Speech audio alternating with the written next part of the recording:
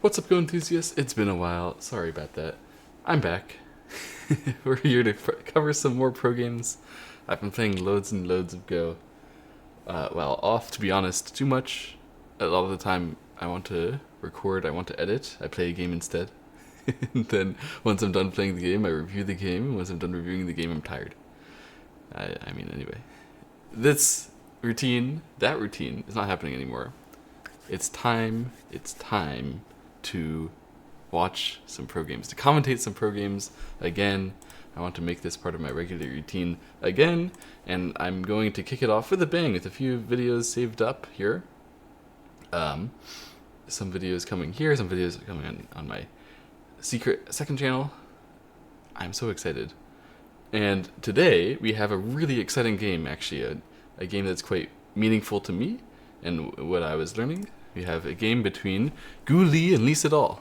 This is another one of their Jubango games. This is game 4. Previously we covered game 1, which I had learned a lot of my attacking understanding of. I really didn't explain that game very well. And part of the reason, honestly, that I've been so hesitant is because I feel like I'm going to mess this up. But here we are today. I've studied this game so much, and I'm ready to share everything that I know about this game with you. So this game, game 4, between Lee Sedol and Lee in the Jubango, the score is currently 2 wins for Lee Sedol, 1 win for Lee. But actually the Jubango took a long time. Basically they had other tournaments they were already playing in when they agreed to the Jubango, so they schedule a match or two here, match or two there, and they just played the 10 games as fast as they could reasonably be expected to play. And in the middle of this Jubango, they had actually met in some of those other tournaments that they were playing in. So although Lee Sedol is leading the Jubango 2-1, Lee won game 3 of the Jubango, and then between game 3 and game 4, Lee beat Lee Sedol twice in other tournaments.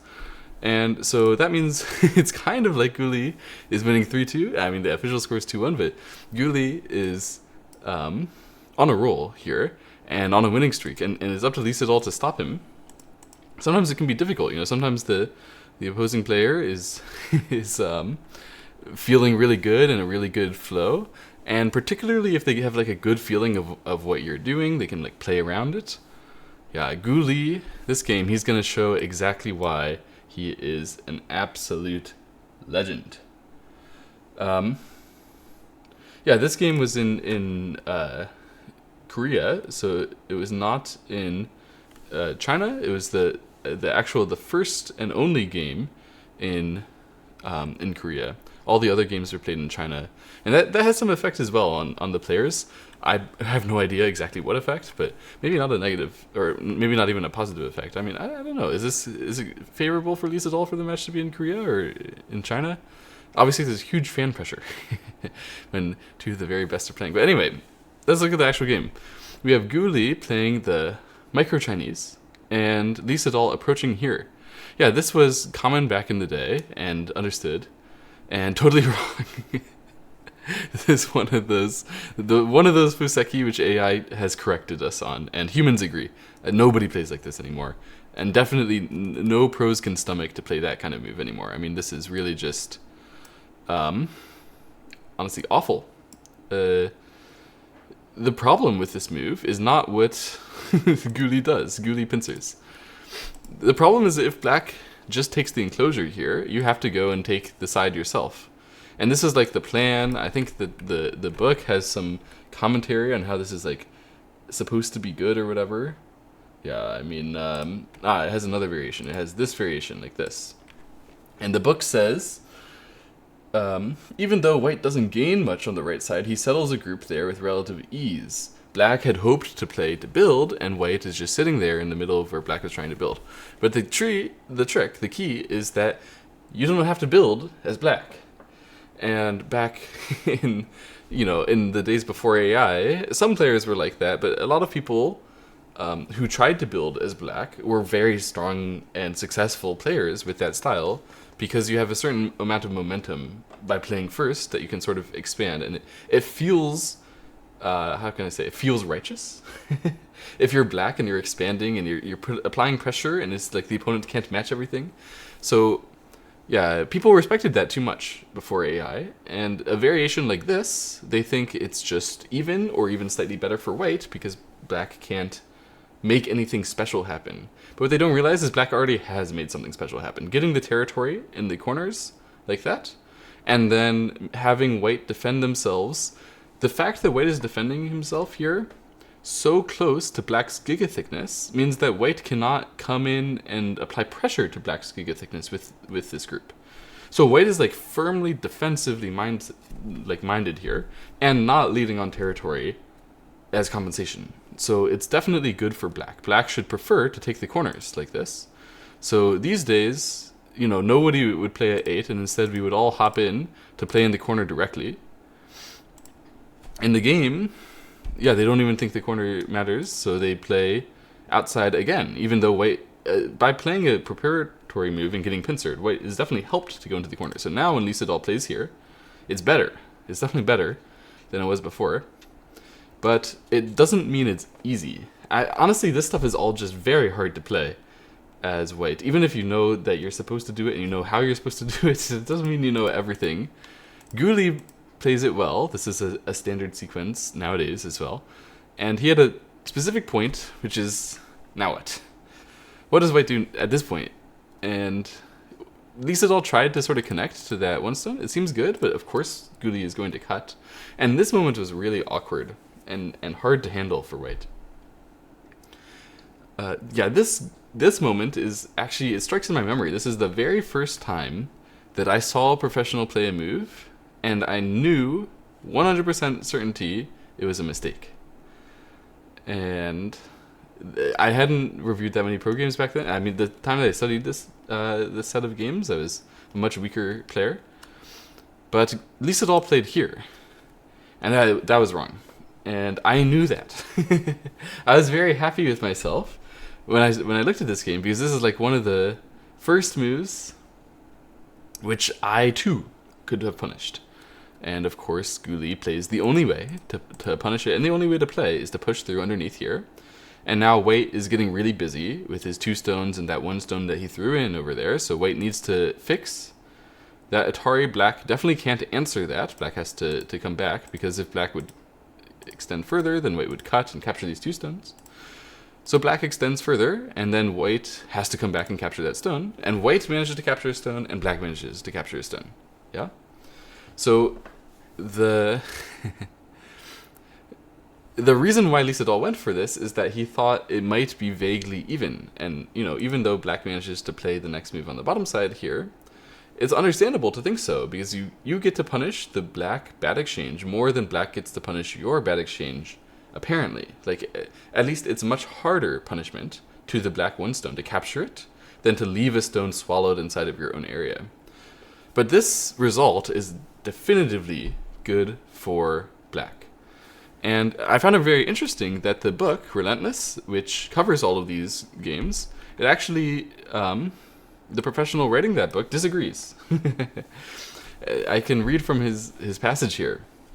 He says, white creating an extremely thick shape and reinforcing black's position on the bottom was necessary, so that's the end result here. He says it's a classic exchange of territory for power. Black got the territory on the right side, white got power with his weak group. Many Go players questioned this result and thought it was better for black, including me when I looked at this game. But most professionals watching the game, including the professional author, evaluated it as even. Because, and he goes and lists a bunch of reasons. He says most professionals, because I think plenty of professionals also think better for black. Because in my opinion, it's really obvious that this is better for black.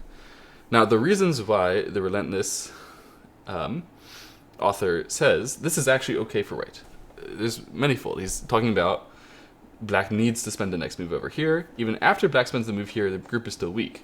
That doesn't mean that white is going to be chasing those stones on the bottom side. They're reinforced enough that you can be pretty sure black is going to be getting, I mean, at least a good chunk of this area down here. However, when black gets that, black is going to need to pay. He's not going to be able to get very much value when he surrounds the white group on the right side there, because white already has an eye. So this is more than just a wall. It's a wall with eye making potential, which is a bonus, is a considerable bonus to the thickness of that white group. And therefore, white is going to be able to attack the bottom side never from the right side, but from the left side. So you can expect actually that white deserves a lot more of the corner than it looks like. White, something like kick would be sente, and that would be underplaying the amount of aggressive advantage that you have against the black bottom side group if you just kick extend. So that's definitely true. Like, white has a lot of extra aji from those kinds of situations. And additionally, the fact that the white stone in the corner is not captured yet gives white some more aji in terms of the corner endgame. So when white is thinking about playing his hanes and connects on the bottom side later, this stone is going to come into play, and it's going to help him. It's definitely going to help him control a lot more there. So we can draw the box of black territory and not include necessarily all of that bottom right stuff, at least not as much as you would expect. However, this is still definitively good for black. Why? White has all these things, white even has sente, and it's good for black regardless because black got thickness, not just territory, but thickness as well. When you swallow a stone and get thick in the same way that black did, I mean, the critical move of this sequence was actually 25 here, this extend. This was really, really important because the fact that he has this extend here means if you just imagine the game continuing to play, black kinda deserves the right side territory. I'm not saying that it's his. Like, obviously white can come in and break it. If white really wants to, he can just go in, approach, save a group. It's not it's not black's territory. But if white does that, he would lose control over the rest of the game. So it's really hard. I mean, nowadays we might think of 3-3ing, but black would obviously give the corner and then take the right side. That's like an even sequence. And it's really hard to imagine white ever going in like much, much further than that. Like, white can use the fact that black hasn't taken it, but it's not a fair position on the right side. When black captures the one stone in the bottom right, not only does he swallow it, so it's good because the black stones are not misplaced. Like, the only misplaced black stone is the one that got captured. But also, he swallowed it with a thick outside position. That kind of kasumi gives him control over the remaining parts of the board while eating the inside. White ate the outside stone, which was nice. It's very nice to eat an outside stone like that. It's good shape. But white does not get further control over the remaining like nearby parts of the board. So it's that black extra control that he has over the territory condition of the game that means black is assuredly leading this game. So it's funny because before AI, nobody could ever verify something like that. And since the author is a stronger player than, especially I was when I started, if I had read this when I was analyzing, probably I would have been convinced wrongly by him. But indeed, AI agrees with my assessment, my previous assessment, my current assessment, and this position is Guli's opening advantage. Guli often got opening advantages. It was said to be maybe the strongest part of his game, and he was, at the time, maybe the strongest player in the world. So a really spectacular opening specialist, Guli, and this is one of the situations where he just outjudged, I guess, most professionals, according to the book, because this is definitely not an even result. So what did Lee Sedol do wrong? How come it's not an even result? It was this move, and why didn't he do something normal? Because when you play this move, of course, black can push through, swallow, and this is like baby reading for professionals of Lee Sedol and Guli's strength. Everybody knows that you can break through and swallow the right side territory. Well, first of all, I think Lee Sedol had the misjudgment that apparently a lot of pros had. And second of all, he looked at a lot of the other options that he had. Like, for example, the thing that I thought that you're supposed to do is this one. And the book really nicely punishes this one. So after that, then black should be running out. And then you'd think this way, okay, now I can go hit the vital point, and black's got to respond. And then I can squeeze, and black should respond. And that's good for me, right? Like, if I were playing white, I would look at that and think, wow, I got to squeeze all that way. Feels good. Now I can just go and, run out my group. Surely the fight is going to be okay. But the author of Relentless points out really sharply, I think, that this original extend in that fight is misplaced. You wouldn't want to extend into an empty triangle here. That's just a wrong move. Like, when white continues to run, why do you have a stone there just letting yourself be surrounded and punished? It doesn't make any sense.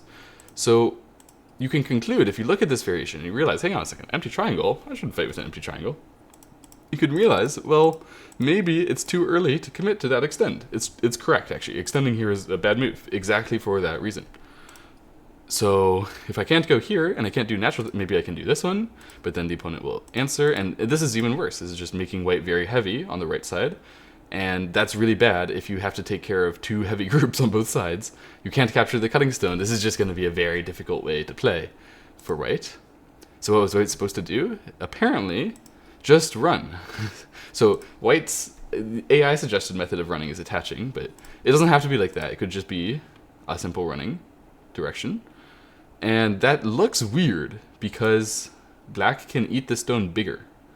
And it's like, well, why would I give this stone even bigger to my opponent when, you know, I don't even get as thick on the outside? Isn't this just worse? Well, it's better for white to do this kind of method, or especially the attached kind of method, because in this way, although black has this territory bigger, black does not control the right side. If you imagine play continuing on the right side, it's not like this black is a thick and vulnerable area that you should just run away from as white.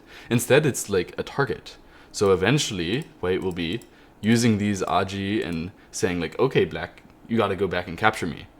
And often, you know, making stuff like this kind of often making something happen where black gets compressed into the right side later, right? So it's a huge difference. I thought this is a very instructive position. Lee Sedol, he saw this difficulty. He was like, man, this is kind of tough. I don't really know what to do. And his solution was to go for this, like, everybody finishes here variation, and just trust in the power that he has. Trust in the fact that his thickness has eyes, so it's safe, so he's going to play away from now and try to play the rest of the game. That was a reasonable way to play, but it was bad because the black capture was just big, and the black thickness was just big. I mean, it's largely this black outside shape that makes it such an imposing variation for black. I think it's really instructive that even if you let the opponent capture a smaller area, if they capture it with such wide influence, it's more important for them. It's just more value for them. Yeah, really interesting beginning part here. And so, yeah, the very first time I ever caught a professional player's mistake and was sure of it and am now, you know, justified by AI. It was this very move, that throw in here. Historic for me. But actually, you know, back then, I studied the rest of the game, but I didn't understand. Nowadays, the rest of the game is more interesting to me. I actually really like the rest of the way this played out. First of all, you see white approaching here on the top side. So first of all, black plays the top and dares white, hey, look, I have this huge control of the right side. What are you going to do about it? And Lee Sedol has to come in somehow. He approaches, but when Guli kicks and jumps, you can see the power of that right side. This is really, really, I mean... I draw a big box. Wow, very, very big. But the point is real. I mean, it's very hard to come in here for white. So white just delays. I mean, he's got to become strong first if he does want to come in there. So he takes his 2-space base, and black takes his 2-space base, and white plays here. I love this move. This is actually genius. I don't know what to say. It looks weird. It looks weird. Most of the time when you see this movement, the idea is that you're pressing in order to make it a big white area in the center. Like for some reason, the center is more important than the top side, so we're going to let black get strong on the top side and take that value out to the center. But that's not what's going on here. White does not have center control, at least not yet. I mean, you can say he has an influence on the bottom side, but black is also thick there. There's no shot that white is really thinking, oh, I'm going to surround center area. This is my my big moyo. That's not what this move is about. No, what this move is about is an attack on black and a defense of the white topside group. And I think it's actually gorgeous. What black does is he attaches here and attaches here. And the reason why he's doing this is because he sees what white will do when he does the normal stuff. And he's already trying to dodge his way out of it because it's really scary. So he has to eventually come back and do the normal stuff. These things were real threats. Like there was no shot for white to to trade away here. And then, I mean, letting black come to play the 3/3 eventually is going to be really bad, especially if you're intent on doing all this stuff. And then the corner is huge. We can't let this happen. So you should answer. And here, again, if you handle the top side somehow, then basically the good thing white is setting up would disappear. So white preserves it. This is correct. And when black plays that, white attaches. This is a common sequence. Everybody, I think, has seen something like this before. Against the 2-space, you shoulder hit, then when they answer, you attach across. But I didn't realize just how strong it is to do this when you have a group right next to this. And what that group does is it effectively threatens linking up to these leaning stones. So the reason why white is leaning is not to build, it's to run his weak group. That's not the most intuitive idea to me. I don't know if this is like groundbreaking to anyone else, but for me, it's so cool because it's so unstoppable. If black would be like, no, I am attacking your weak group, it doesn't make sense. White can punish this way harder. So black has to go down this line, but from this moment, it's so awkward. He just turned here. He couldn't play, I mean, this is the sort of Joseki sequence that people know, but this is abysmal for black, because he's so compressed. He's tiny. He just got absolutely bullied by white if he would go through this sequence.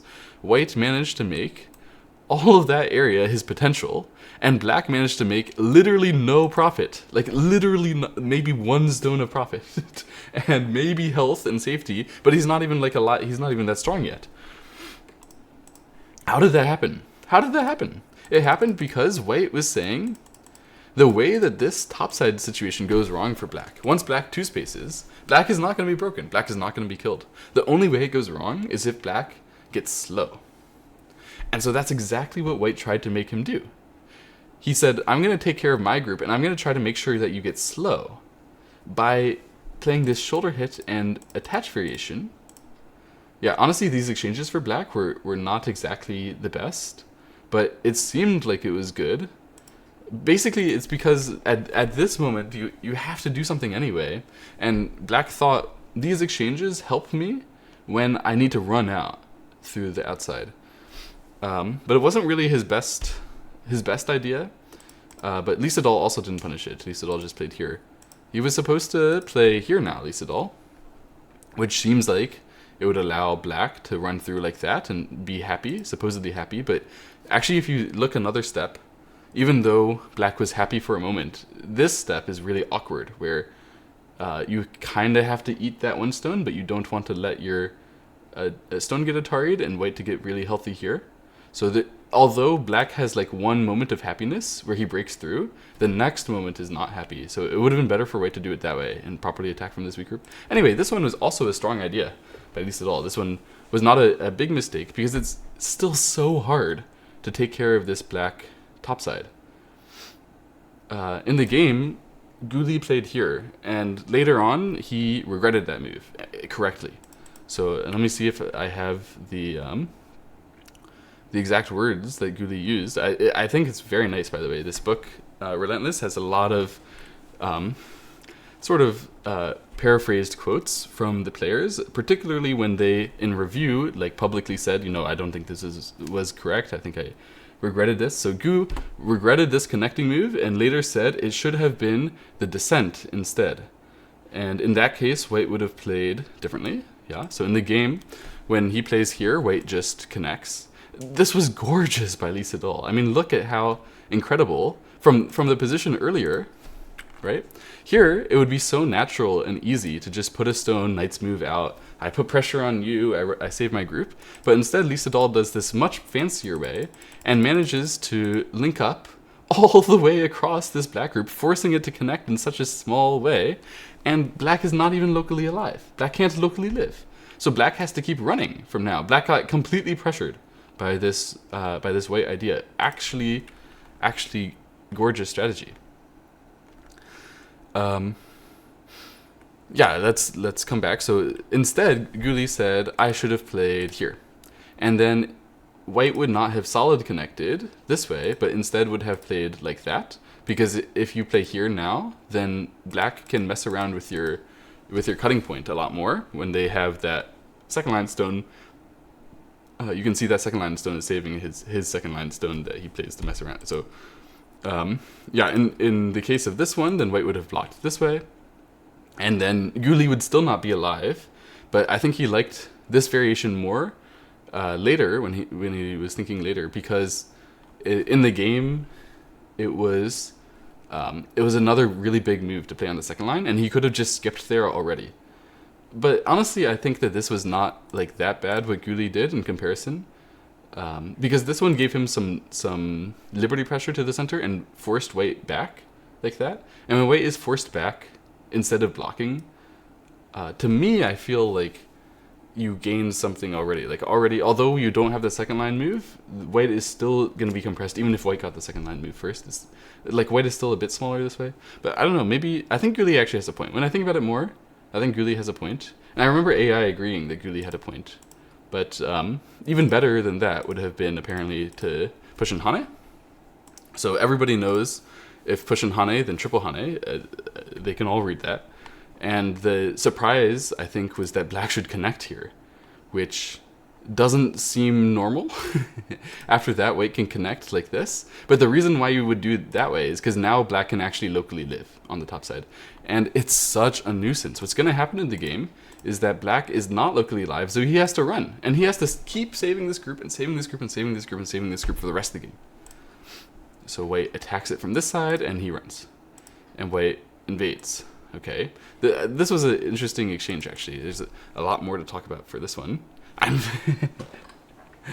I feel like I might have over-researched this one. I'm speaking so much on so many details, and we're not even like through a quarter of the interesting part of this game. But let's keep going. So this invasion, when I was reviewing, I was like, wow, you should attack it like this, because white could be weak outside. I mean, we ran enough on the right side here that this white is almost surroundable. Almost. Like, if you just put one stone here, it can run out, but just barely.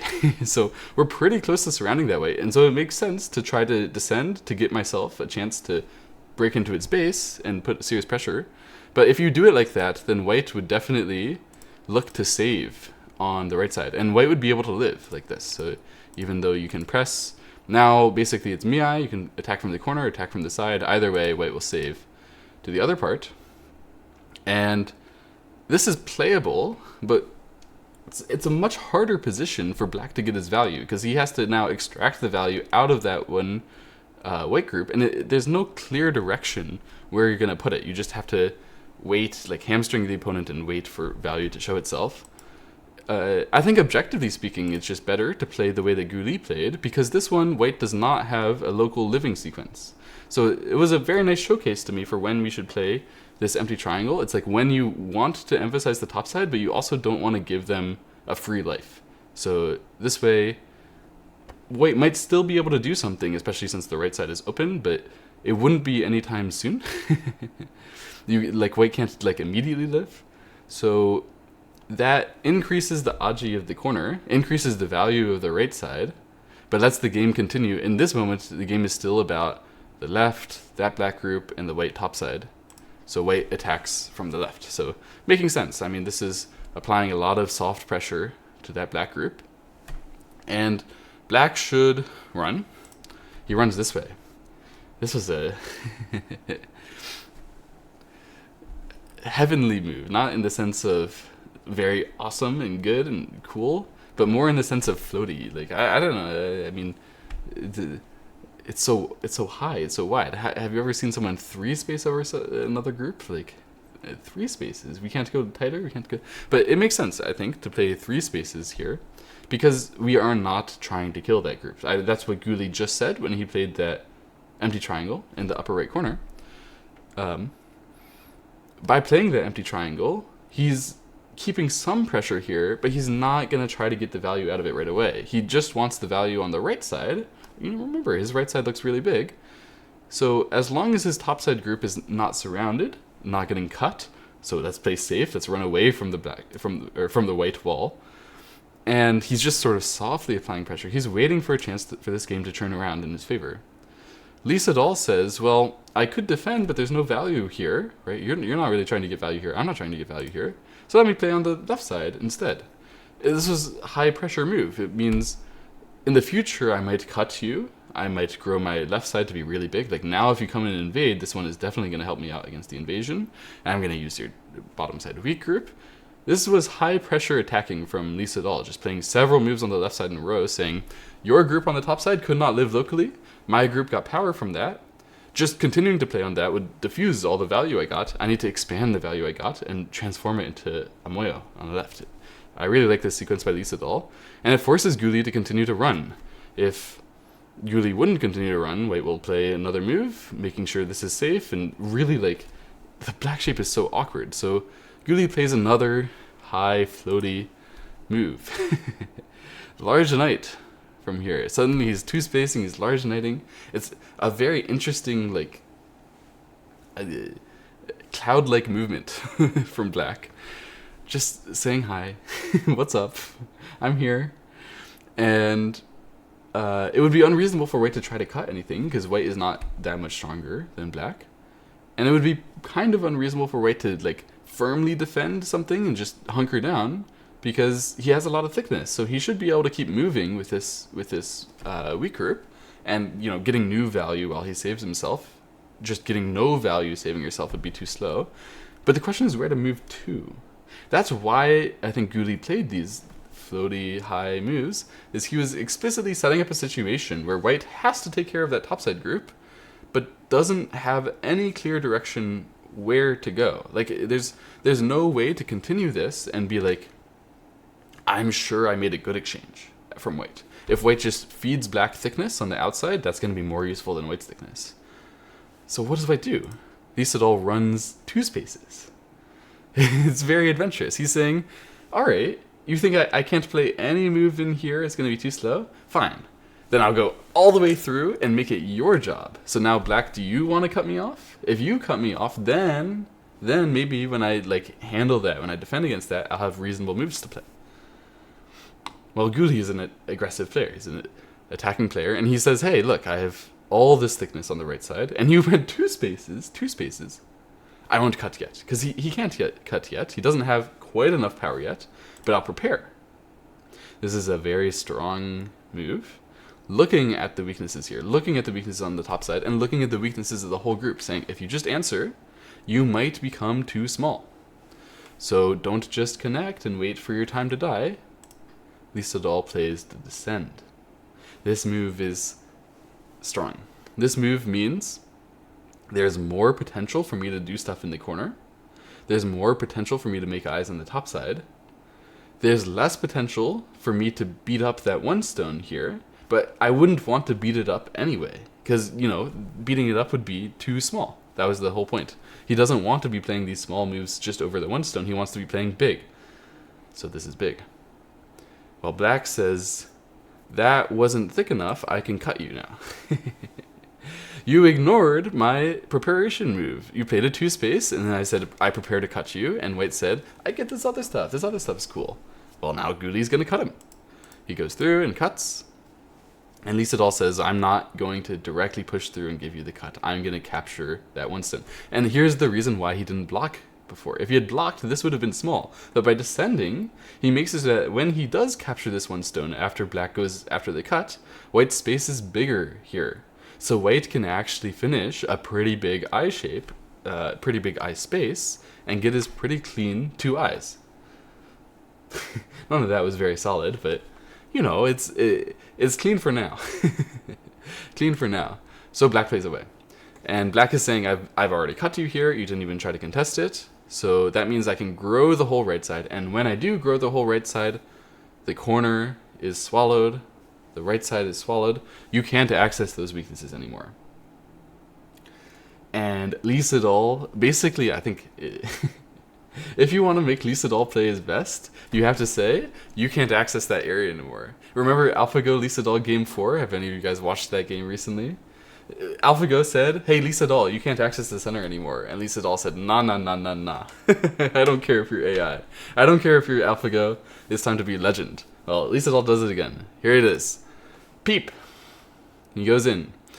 And Guli answers. He makes sure to kill the corner. And he says, what are you doing? Well, Lee Sedol says, I'm pushing through. And Guli cannot answer. he has to just accept back and allow white to push through like this. So white managed to break in. What was Guli's building the right all about, huh? It seemed like it was good. And the book Relentless says, Lee Sedol did a good job here. It shows a whole bunch of variations for like why this works and says, awesome. Good job, Lee Sedol. However, Lee Sedol said, both of these moves were questionable. Both of these pushing through moves were questionable. And Lee Sedol also said that what Guli is about to do next is questionable. Basically, Lee Sedol said this whole sequence of the game was terrible. And he was right. The AI agrees with everything that Lee Sedol said. Everything that Lee Sedol said was wrong, Lee Sedol was exactly correct about, which is honestly crazy. The exact sequencing here, there's good reason for Lee Sedol to do it the way that he did. If instead of using this, if he had poked here first and then done this one, then black would have just connected here. So even though white can connect this way, black plays this. Yeah, I'm looking at the variation in the book because I like this variation. Yeah, we come all the way through here, and then black plays this one. And you can see at this point, although white managed to save the corner and did so very well, in good shape, the top side became weak. So black, at any time in the future, can play the Hane Connect on the top side and is already breaking the eye space. So white would really get in a lot of trouble here. So he couldn't make that bad exchange first to increase the value of the right side. Instead, he kind of had to do this first. And then once that happens, he could have tried to like fight the right side directly without including the push through here. But it would be so much better if you just got this push through exchange and then tried to cut. Black's like coming back here is completely impossible. White can Hane, and just in general, this is not going to be a fightable fight for black if you have something like this. Yeah, I don't know exactly the right order, but in general, my reading just now is something like this, and bang, bang, and I would be simply shocked if this is remotely viable for black. I mean, white has 4 liberties and black has 3. Come on.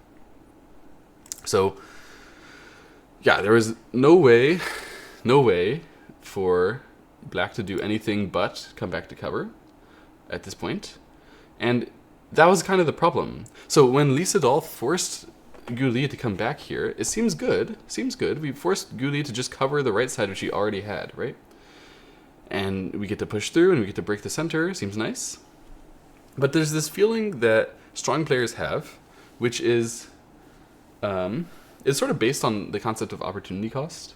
When you play a move, you expect to be applying pressure to the opposing player. You expect to make it so that the opposing player is like upset that they didn't get the time to take that move, right? It should be like an imposing move, so you play the move and the opposing player is like, ah, man, how do I match this? How do I keep the game stable?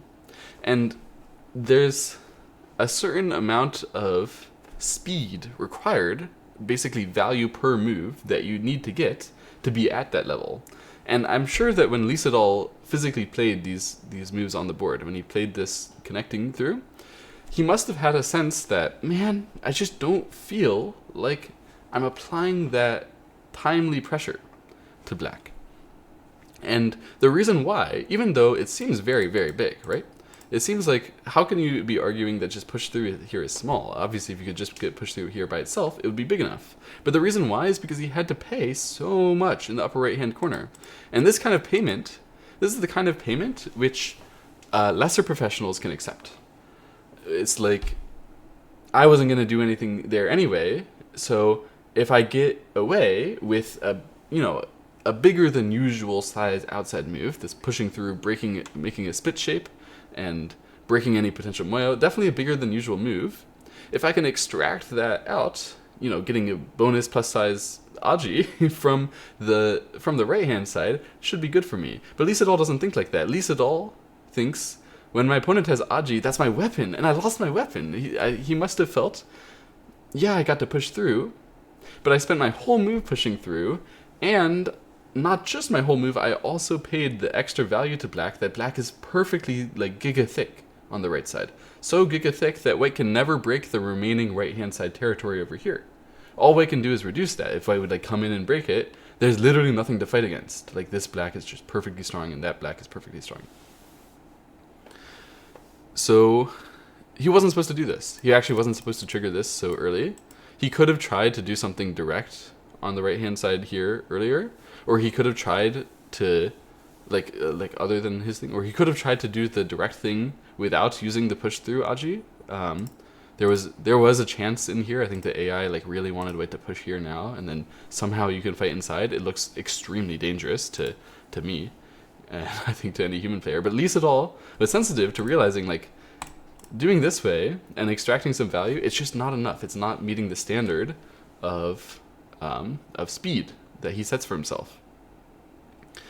Neither was this move. So Lee Sedol also said this move is questionable, and when Lee Sedol ran out, that this move is also questionable. And he was right again. He was right again on both charges. These moves were attacking white's giga thickness. So white didn't have to worry very much. White just bumped down and haned, and when black accepted like that, white got to kick and play on the left side. So white got to finish the left side. At the moment before this, black had an opportunity. Black could have come in to like shoulder hit the left side or reduce it, and basically if he would do so, he would get to access the white knight's move here and the white group in the corner. Both of those weaknesses would have to be paid for white. Like white would have to cover, make sure the corner invasion doesn't work, make sure that the cut here doesn't work, and in doing so maybe play some like slow or preventative style moves. And instead white didn't have to do any of that because black spent his full gote surrounding this group that was giga thickness from the very beginning of the game. So at this point, white, honestly, I mean, he messed up maybe a little bit here in the center, and I'm honestly extremely impressed that pre-AI Lee Sedol can know I didn't do that exactly right. He didn't know what to do, I think, but like the book doesn't suggest any better alternatives for Lee Sedol there, but still, it's very impressive that Lee Sedol knew something went wrong. I wouldn't know something went wrong if I did something like that. Is why I would be totally oblivious to the fact that I was not matching the rate of speed that professional play demands. But yeah, Lee Sedol, very, very strong middle game player here. He's actually already caught up to his opening loss. So amusingly, the game is now even, not because the commentary in Relentless is correct that everything was even all the time, but because black had done wonderfully in the opening, and now Lee Sedol had outplayed Guli spectacularly in the middle game. Yeah, Guli should not have been bothering this white side group. In fact, there is actually something very interesting here, which is that Lee Sedol could have crushed this attack even harder by doing this one, which I'm sure he thought about. It would be so nice if you could get this variation. Everybody knows that this is better, where you just separate off that one stone and split it. The problem is that Guli definitely had the idea, if Lee Sedol goes and captures that stone, that he's going to push through and connect here, and then that the white group on the right side, that should die. I mean, how can white just make a Panuki here when there's a group right there dying? Like, how are we going to take care of both groups? The AI says, you just do it. You just run both groups out. And basically because black has some little thin problems here, black hasn't exactly connected that, hasn't exactly connected this, and because white has this power that he got pushing through, basically AI is saying this is the way to use that push through. If you really want to push through and give away all the Aji, which Lee Sedol is correct, was not exactly right, then you have to do more aggressive things to prove that you have, that you have the amount of power that's necessary for this game, not just an excess. So, yeah, this would have been a very interesting variation. The way that Lee Sedol played, this was already good enough, I think, because it would be correct for Guli to play on the outside again here, to play on the left side, but it would just immediately show that these were bad exchanges if you allow white to suddenly capture a stone. Because before, if Guli wouldn't have done anything here, ending up in a sequence where black has just some random stones in the center, but white has captured a stone here, would have been a tragedy. Like, that's not that's not the acceptable amount of territory for white to get if white can spend his next move to like capture the 1 stone and get all the territory on the side. So for this to make sense, like humanly, Guli has to play here and say that in the future there's further attack and black is building some territory on the bottom side, but that overall it lost him the tempo to handle the basically the one last huge area on the left side. So now we enter a middle game in which the game is just about even. Very, very exciting. Black plays Hane and Connect. Why does he do this? Because there's Aji in the corner. First of all, there's always going to be something happening in the corner. And because he wanted the bottom side territory. He's just playing an endgame. He's just saying, this is Gote. Stop you from playing your Sente endgame over here. Pass the turn back to you. How can you change the board as much as this one does? It's actually pretty hard because there's nothing that big left. White kind of played the last big move when he played on the left side, fixing that entrance over there. So he plays another one. This is Lee Sedol. I think honestly being a little bit too middle gaming. But I've actually taken this move, and since studying this game, I've tried playing somewhat similar moves a couple times myself. I think of it as like a Lee Sedol style move now. Maybe I shouldn't. Maybe it's disrespectful to Lee Sedol because this is a mistake. It's not quite right. But the reason why he plays here is because he's thinking, I need to cover the Aji in the corner, make sure that's not so accessible. So if he doesn't do this, then black will, try to mess around, make some crosscut or general like wide approach, like use the Aji in the corner to establish a big area in the center, something like that. I need to cover all my Aji, and I need to exert pressure through the rest of the board. So if you would just do something like jump, like this, that would do very well for the rest of the board pressure. But when black starts peeping and messing around on the left side, like you can go for some cuts or something, like you can see that this white stone is a little bit off base. If the center of the board, and in terms not of geographically, but in terms of the attention that we spend to it, if the center of our attention is the left side, then jumping there would be misplaced. So basically, just some sort of gentle running out on top of your own territory as a way to exert outside influence and say, actually, black, I know you're going to come in, and I'm ready. I'm putting a stone here to be ready for it. It is a way that you can speak. And I think, in particular, Lee Sedol had just seen a lot of black mistakes. And he was thinking, like, okay, I can just win. I think Lee Sedol had a misevaluation of the game. Probably because he thought the game was even before, and then he's just won like 3, 4, 5 points in the middle game, so he must think that he's crushing it. It's easy to because the territory situation is so different, but look. Guli plays here. It was a genius move. A masterstroke. Guli's ingenious probe is the name that is the name of the pages where the book covers this. This move is great, and Lee Sedol plays here, which must look so strange if you haven't seen all the analysis. It still looks strange to me. Why would I just fall back, let the opponent continue to apply pressure from the outside that they can come in and break like later whenever they want? Like I can't even Hane, I can't block on top, I can't do anything. Yeah, you can't do anything. You just have to do that. And then black continues to play the huge move on the top side. So Lee Sedol, honestly, he missed that. He should have been playing there. In general, when the endgame started, that was the biggest one, I think, the whole time. This was the biggest endgame, rather than the bottom side, because this one has to do as well with the top side's life and death. We're going to see Lee Sedol had to play here. Of course, this move is like, okay, whatever, it's something. And black even answered it. He decided, okay, the corner is pretty big. But the topside white group is still not even alive exactly, and that exchange, it just lost the potential to play like monkey jumps and stuff, and he had to do that because otherwise the cut was going to be super severe. So black got a whole bunch of bonus territory on the right side as his right for having gotten to the topside endgame first. Additionally, the black group's life and death is much healthier because he got to the topside endgame first. So it changed so much. There was so much territory and so much eye space for white and for black, and even bonus territory in the upper right corner by getting there. Absolutely massive endgame. And Guli got there after playing this probe and reducing white first. This probe was, yeah, this is incredible. So the most natural way is white should play here, right? But then black can play attach. I'm reading the book right now because the book has this variation perfectly. It was, yeah, exactly perfect. So like this, now white needs to block like so, and black can live this group. You can feel free to pause the video and do this Omega if you like. Yeah, black should play here, and then white can push in, but black doesn't have to Hane. Black can play this one, which means black can fall back when white has to go in to break the significant amount of eye space over there. And this group is now alive. You can see it's 2 eyes, unstoppable to allow black to make a second eye there. That's why white can't do this one. You can't do that one because there's going to be this life. Well,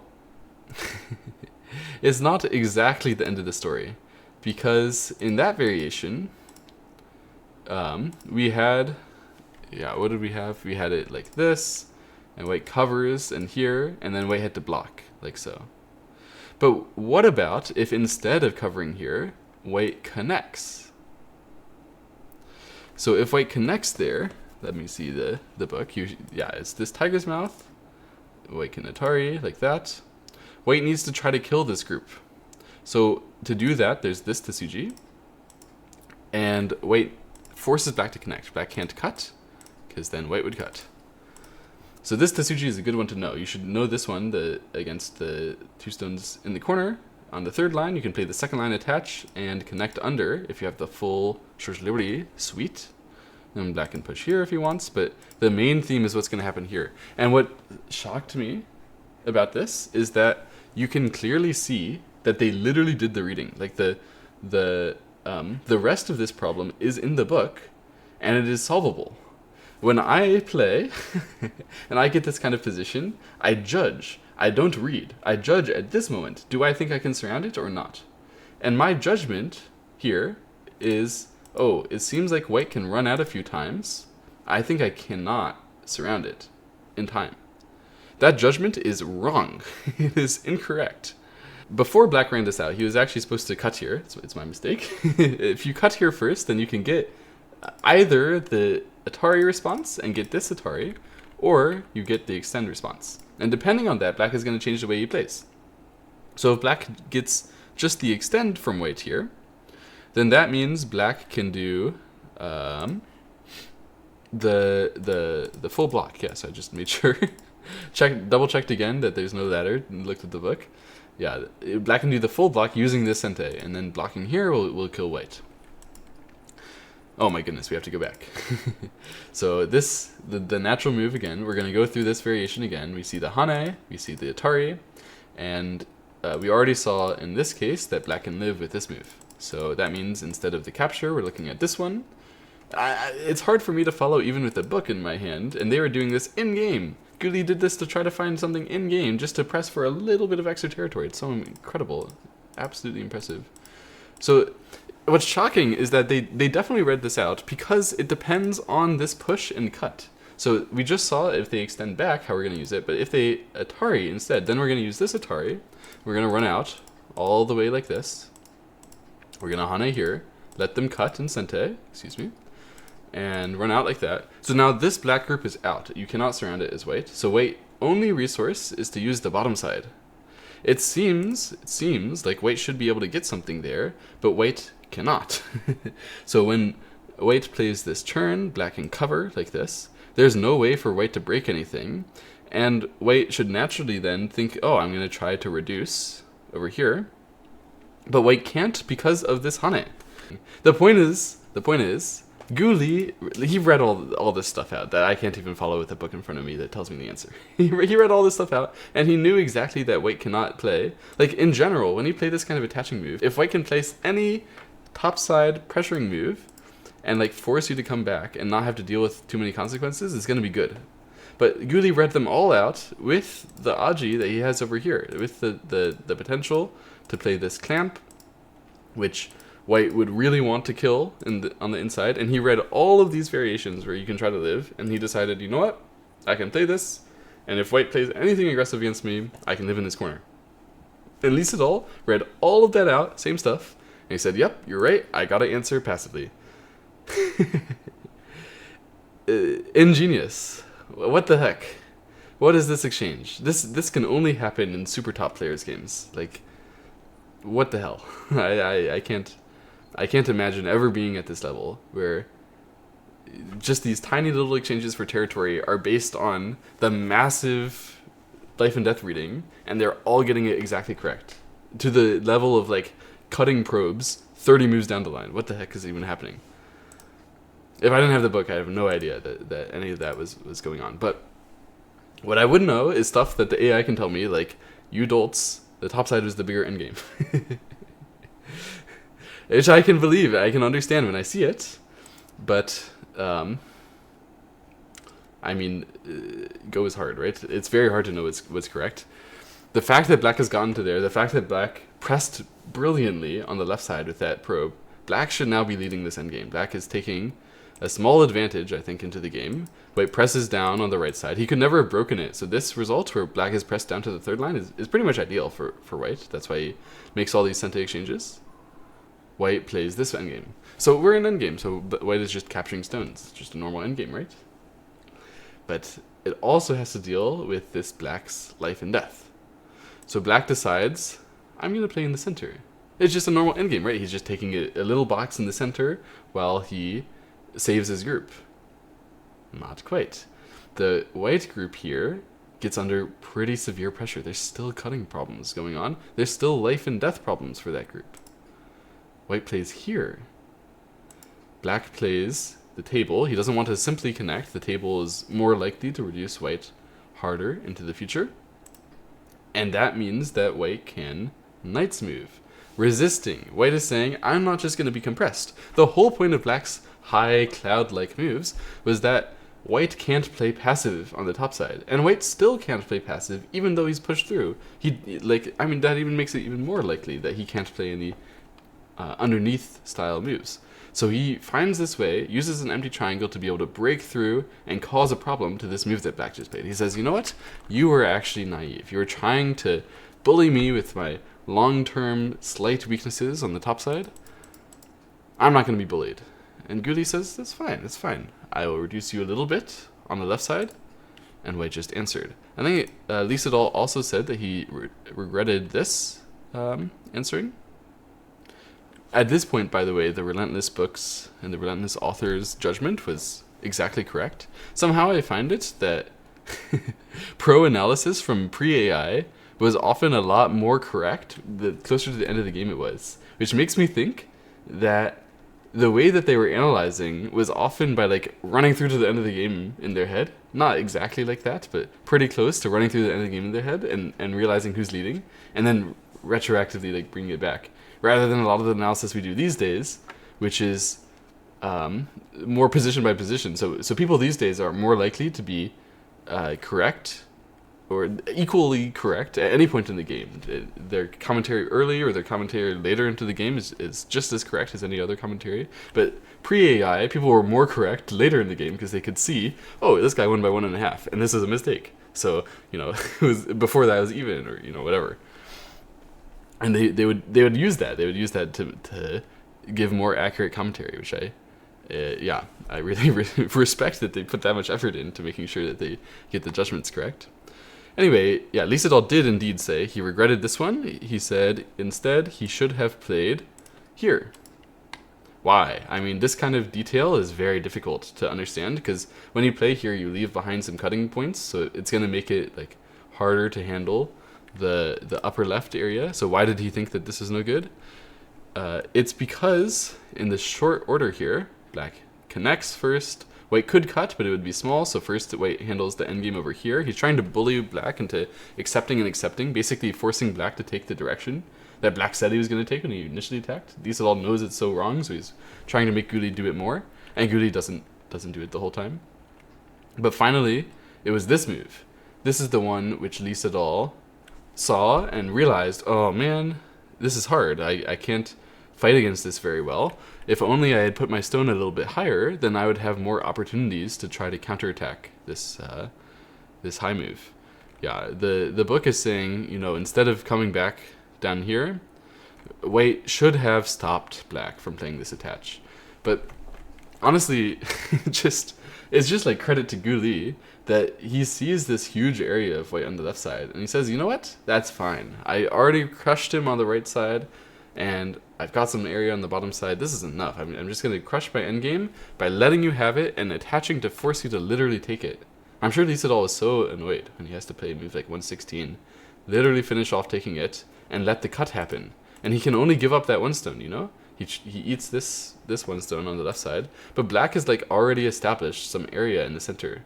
And this is why Lee Sedol realized, oh my goodness, black got area in the center? That is so not fair, because originally, look at this, Lee Sedol already invested that stone. He already invested a stone answering over here.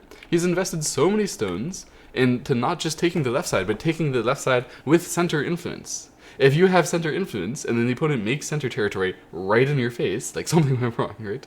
So Lee Sedol thinks, okay, this is the point where it went wrong. And he's kind of right. I think this was a small mistake according to AI.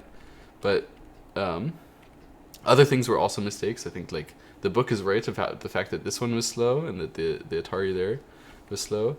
But yeah, I mean, all of these details are very minor. They're not going to add up to a point by themselves. The problem is that like each of them individually doesn't make a full point. It's just Lee seems to be getting them all right. All of these things in the mid game, in the transition to endgame where he can compress something a little bit, he's getting it right. Lee is not known for his endgame, by the way. I mean, I heard a show. I watched a show that was commentating on a Lee endgame, and the guy said that people say Lee's endgame isn't even human. This is pre-AI. People are not saying Lee's endgame is like, wow, it's AI, it's so cool. People are saying it's like a Tudon bot in some cases. So that's pretty insulting to a super top player like Lee. And a game like this definitely shows the opposite, where Lee, I think he did everything in the endgame exactly right. And pressed on the left side, took that top side thing, so important. He got this Atari and connected here, and basically at this point Lee Sedol knows his top side group is getting really weak, but he's letting that happen just to be able to break the center area, because he thinks, okay, if I play these moves, which should be reasonable value, I mean breaking the center is very valuable, and I let it be a situation where there's more stuff going on, so the top side is a little weak, then Lee Sedol will have a chance to come back. Basically, he's realized that he's losing, I think, ever since this attach happened, the second attach on the left side of the board. Ever since this one, and Lee just manifests territory suddenly in the middle of the board, Lee Sedol must have been like, oh my goodness, the count has completely changed, and Lee is winning. So he's trying to bring the game back. He plays this Atari and connects, so he's managed to break back the entire center, but in the meantime, black asked to capture those 3 stones, and white to nuke, and black is capturing that stone, and this move is Sente, it's forcing for white to connect, otherwise these stones would just be marooned. And black captures those 3 stones, not even going for the endgame special stuff on the top side. Instead, he's letting white do that stuff first. And white starts it with this peep. When black connects, white still cannot connect through the center. He connects, and black goes for the cut. So this means, okay, the cut is something that he's going to invest his gote into. It's worth it because it's going to force white to live here, and it's going to force white to connect back on the bottom part of this. So white is going to struggle really to make any points in the center, and especially on the top side after this cut. White, yeah, after this cut... Oh, he doesn't go for it first. He uses this Sente. That's right. No. It was yeah. It was that he wanted this shape so that when he cuts, it wouldn't be bad shape, and so that white couldn't block the cut. So if he didn't do that, white was going to play the Panuki. He's going to cut in the future, but first he just makes this so that white can't make the good shape there, and then he blocks the territory. I had forgotten. I apologize. So the point here was that if he immediately plays this one, then white has a really big move to connect here with a bunch of extra free points in the center. So it's not like white necessarily would play that first, but just playing this allows white from playing that ever for no cost. So Guli starts with that smartly, and then comes back over here. Lee Sedol exchanges that Sente move that he has, and then he plays here. And the AI says this is like the final losing move, but it makes a lot of sense. Oh, you know what? I also forgot that his whole group, the black group on the top side, is weak. Oh my goodness, I've just completely forgotten about what was happening in this game. Right, when white played this peeping and thing, that also separated the black topside group. So if black would have cut right away, it would have made it so that he has to save this topside group really harshly. Much better to just save it easily like this. And then when white does this one, part of the reason why white did that is to make sure that this black could not live easily.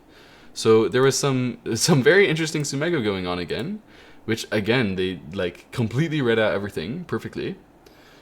So if white, instead of playing this one, so my AI like wants white to do some of the variations in the book here that the book shows exactly why they don't work, which I thought was really interesting. So after this, seems like this is a strong attack because this black group is separated and now there's only one eye on the top side. But black is going to cut first.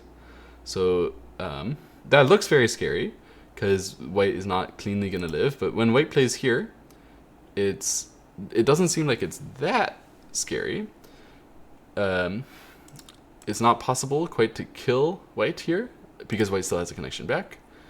So black could play Atari here, and then Atari here, and then here, and save it.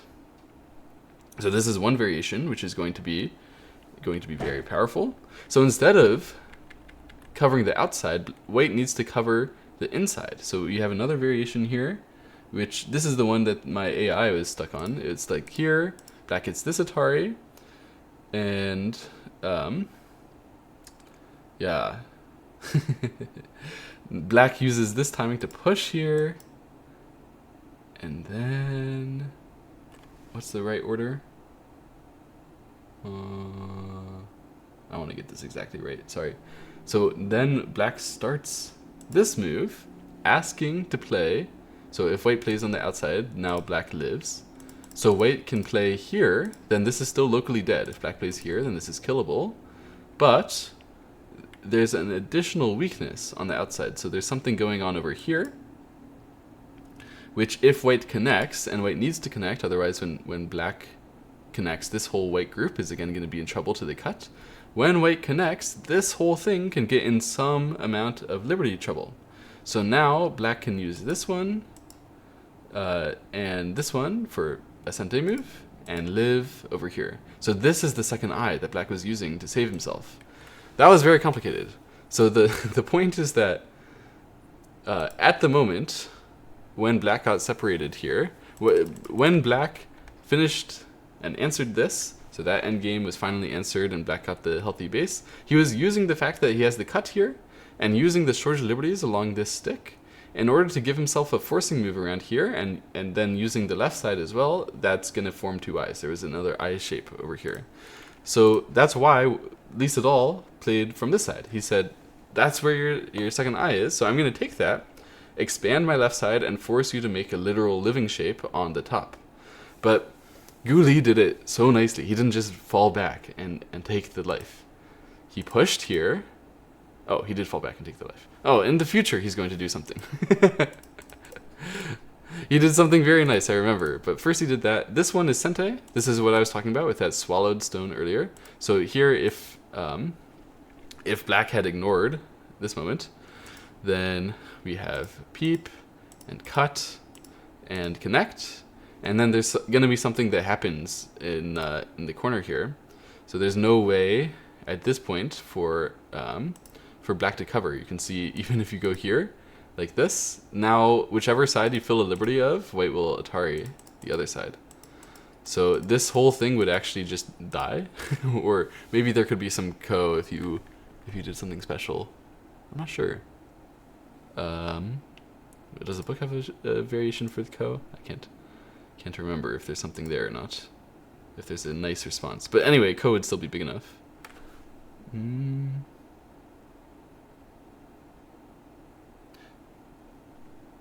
No, there's no ko. It's just captured. Okay, so a huge threat. So that's why Guli answered, or that's why, yeah.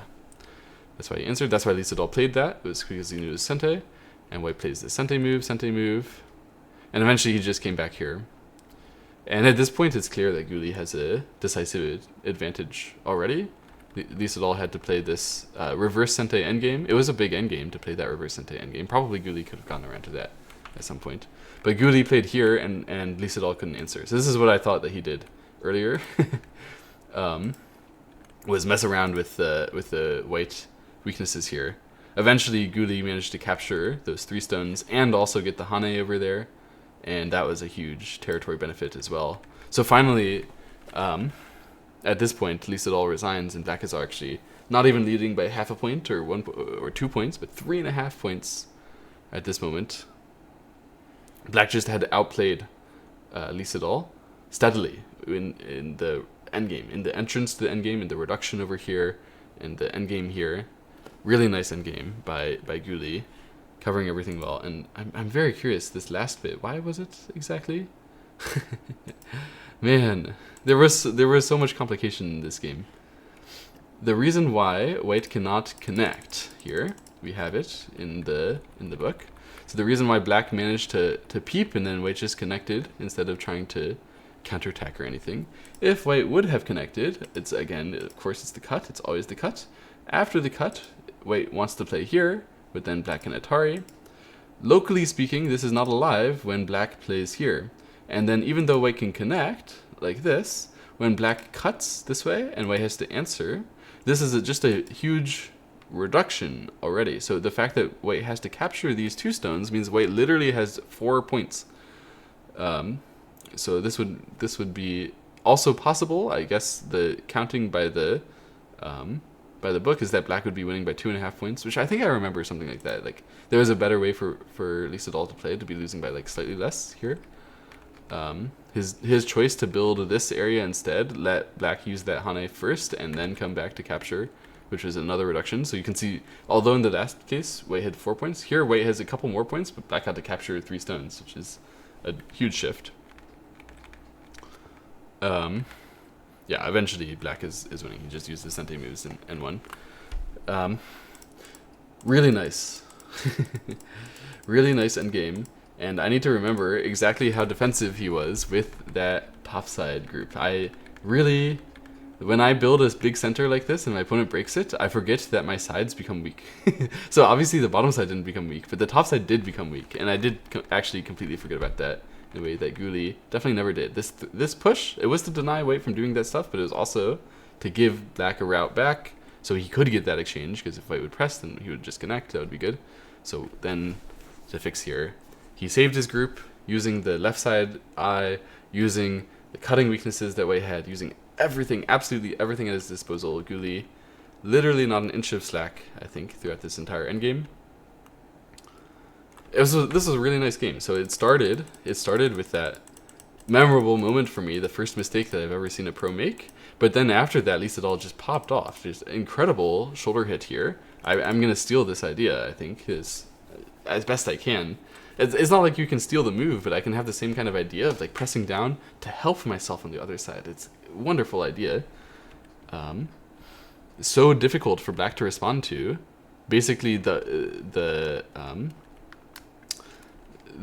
correct AI sequence that black had to do here was some absolute nonsense. I couldn't understand it all. It was much more comprehensible what Guli did, and this just lost a lot anyway. That means, in general, guys, if you see some stupid AI variation for one side, and then the other side is playing, like, what seems to be normal moves, or you could play one side, but the other side, the AI is suggesting ridiculous stuff, that means that the side who's playing easy moves has good strategy. Because the side who has to find ridiculous stuff, they're in a worse position already, right? So the best way to play is to make it that the opponent has to find ridiculous stuff. That's why this is so excellent for white. I mean, basically every best move for black to play here is extremely hard to find, and white can do almost anything. Like white didn't play exactly the right way here, but still, it was it's really unusual to imagine that black should be giving white perfect thickness just to be able to save himself. But it makes sense when you see the rest of the game and you realize white got the entire left side because black wasn't able to save himself. and black restricted this white top side because he was saving himself, and then that turned into something reasonable for black, and then white did this, which was pretty good for black, and then black did this, which is pretty good for white. White got to save his group. I think these days we wouldn't attack like that. No pro who's seen all the attacks against the 3/3 invasions would copy this method where you just like let it save itself so comfortably. Everybody knows that you have to get you have to get bonus territory, coming out from somewhere. Yeah, this move by Lee Sedol, the Lee Sedol style, let's control the center while we control the territory. That's something that I've added to my arsenal already. Although it didn't work at all for him because Guli played incredible endgame.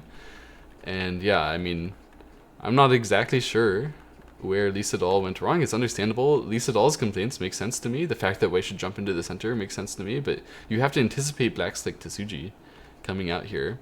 It's very hard to know exactly where your opponent is going to play all these awesome moves all the time. Especially when they're Guli style awesome move, which is just, if you answer, that's fine. I press you down a little bit. And that's what he did. He just pressed down white a little bit here, a little bit there. And he took an even game into a game where he's winning by 3 points, and Lee Sedol was forced to resign. They can count that accurately, by the way. 3 points is not close to players of the super top level. So even though Lee Sedol gets the entire left side of the board, Guli got the entire right side of the board, and he got the bottom sides. Guli wins. Very, very nice game. Yeah, I'm happy to review this one. Happy to share it with you guys. I hope you guys don't mind that it took months and months and months and months. But from now, I'm more active. I'm so ready. I have so much stuff prepared, ready to fire at you. Hope you enjoy. Thanks for watching. Jeez, they're going to be shorter in the future, though.